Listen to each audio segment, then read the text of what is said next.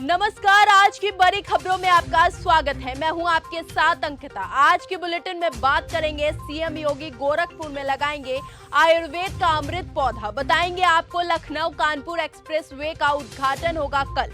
दिखाएंगे आपको मसूरी देहरादून हाईवे पर हुआ भूस्खलन और बुलेटिन के आखिर में देखेंगे अमेरिका ने ईरान पर फिर किया हमला। लेकिन दिन भर की तमाम खबरों से पहले एक नजर सुर्खियों पर।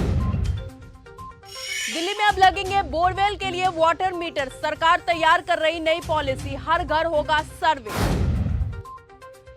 उत्तराखंड हिमाचल में भारी बारिश की संभावना। दिल्ली एनसीआर में बदलेगा मौसम। 18 राज्यों में अलर्ट जारी।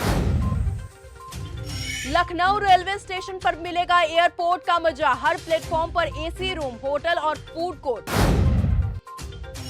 भारत में कोरोना की री एंट्री। आंध्र प्रदेश में 2 लोगों की मौत के बाद हुआ अलर्ट। फिर मिले 8 एक्टिव केस।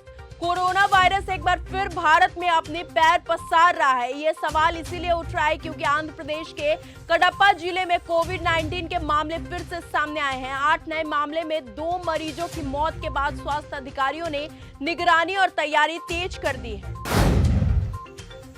बद्रीनाथ मंदिर चढ़ावा चोरी। सीसीटीवी फुटेज और कॉल रिकॉर्ड से खुलेगा राज। एसआईटी खंगाल रही संदिग्ध कर्मचारी की कुंडली।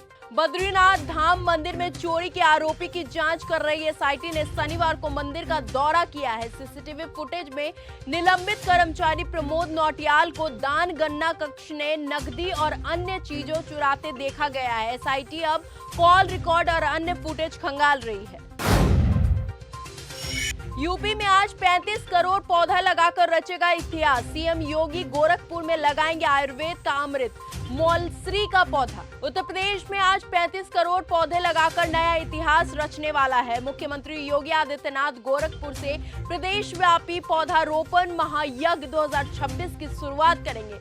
वो गोरखपुर लिंक एक्सप्रेसवे के पास और आरके बीके के पास ताल रिंग रोड के किनारे एक पेड़ मां के नाम अभियान के तहत पौधा लगाएंगे।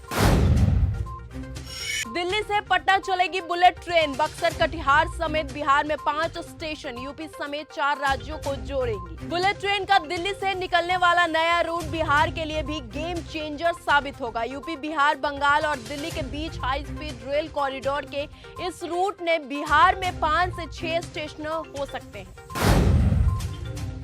3 घंटे का सफर 35 मिनट में। लखनऊ कानपुर एक्सप्रेसवे का उद्घाटन होगा कल। लखनऊ कानपुर एक्सप्रेसवे का निर्माण पर कुल 4700 करोड़ रुपए का बजट खर्च किया गया है। इस रूट पर वाहनों की अधिकतम गति सीमा 120 किलोमीटर प्रति घंटा तय की गई है। सोमवार को इस एक्सप्रेसवे का चालू होने के बाद लखनऊ से कानपुर का सफर मात्र 35 से 45 मिनट में पूरा हो सकेगा। महोबा में नाले में बही बारातियों से भरी कार। मुस्लिम भाइयों ने नदी में कूदकर बचाई दूल्हे के पिता समेत 6 लोगों की जान। महोबा में इंसानियत की मिसाल पेश करने वाली खबर सामने आई है। करीब 1.5 घंटे की भारी मशक्कत के बाद सभी 6 बारातियों को सुरक्षित बाहर निकाल लिया गया है। वहीं हादसे की सूचना मिलते ही पुलिस भी मौके पर पहुंची और ट्रैक्टर की मदद से कार को बाहर निकाला गया। गाजियाबाद दुष्कर्म केस। जान पहचान के निकले 7 साल की बच्ची के कातिल शहाबुद्दीन समेत 2 हुए गिरफ्तार। गाजियाबाद में 11 जुलाई 2026 को एक निर्माणाधीन मॉल के बेसमेंट में 7 वर्षीय बच्ची का शव मिला था।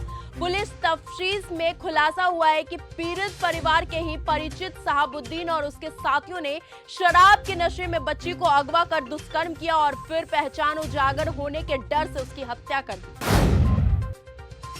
मसूरी देहरादून हाईवे पर हुआ भूस्खलन। मार्ग पूरी तरह हुआ ठप। लंबा जाम लगा है। मौसम विभाग ने जारी किया रेड अलर्ट। लगातार बारिश के बीच शनिवार रात 11:30 बजे मसूरी देहरादून राष्ट्रीय राजमार्ग पर भारी भूस्खलन होने से रास्ते पूरी तरह बंद हो गए हैं और लंबा जाम लगा हुआ है। प्रशासन ने देहरादून में पहले ही रेड अलर्ट जारी कर स्कूलों में अवकाश घोषित किया था। मौसम विभाग ने आज 12 जुलाई 2026 को देहरादून, नैनीताल, चमोली समेत 6 जिलों में भारी से अत्यंत भारी बारिश का हाई अलर्ट जारी किया है। सील बंद बोतल में था तेजाब। पानी समझकर पी गई युवती। सीसीटीवी में कैद हुई घटना। हापुड़ में एक बेहद चौंकाने वाला मामला सामने आया है। ज्वेलरी खरीदने गई एक युवती ने प्यास लगने पर पानी मांगा, लेकिन पानी की जगह उसे ऐसी बोतल मिली जिसमें कथित तौर पर तेजाब भरा था। पानी समझकर घूंट भरते ही युवती की चीख निकल गई। पूरी घटना दुकान से मिले सीसीटीवी कैमरे में कैद हो गई। ईरान ने यूएई, कतर, बहरीन और जॉर्डन में यूएस ठिकानों पर दागी मिसाइलें। खामनेई के जनाजे के बाद एक्शन में आया तेहरान। बहरीन, कतर और यूएई ने कहा कि वो ईरान के हमलों को रोकने के लिए पूरी ताकत से लड़ रहे हैं। इसके साथ ही उन्होंने नागरिकों से सुरक्षित जगहों पर जाने की अपील भी की है। ईरान ने फिर किया हॉर्मुज बंद, ट्रंप हुए आग बबूला। आईआरजीसी नेवी ने कहा कि अमेरिका का इस इलाके में दखल खत्म करने का हॉर्मुज स्ट्रेट बंद रहेगा। आईआरजीसी ने नेवी ने कहा कि ये कदम विदेशी ताकतों के गैर कानूनी दखल से पैदा हुई सुरक्षा स्थितियों को देखते हुए उठाया गया है। टोरंटो में स्ट्रीट फेस्टिवल के दौरान हुई गोलीबारी, 6 लोगों को सरेआम मारी गई गोली, 2 लोगों की हुई मौत। टोरंटो में एक स्ट्रीट फेस्टिवल में हुई शूटिंग में कम से कम 2 लोगों की मौके पर मौत हो गई है। कनाडाई शहर में पुलिस को शुरू से सेंट क्लेयर एवेन्यू पर एक एक्टिव शूटर की रिपोर्ट मिली है। आपको बता दें कि इस जगह पर सालसा फेस्टिवल हो रहा था।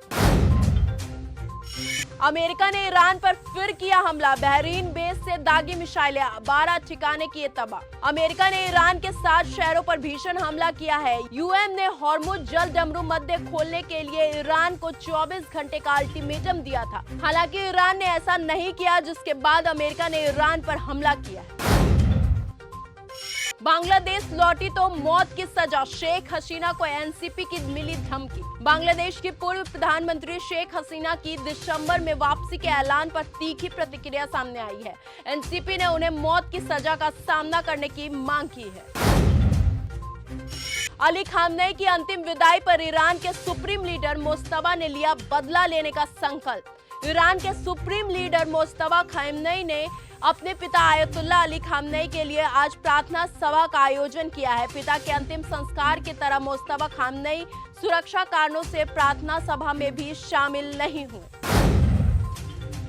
तो फिलहाल आज की इस बुलेटिन में सिर्फ इतना ही। देश और दुनिया की तमाम खबरों के साथ ऐसे ही जुड़े रहने के लिए बने रहिए हमारे साथ और देखते रहिए न्यूज़ गंगा। तब तक के लिए धन्यवाद।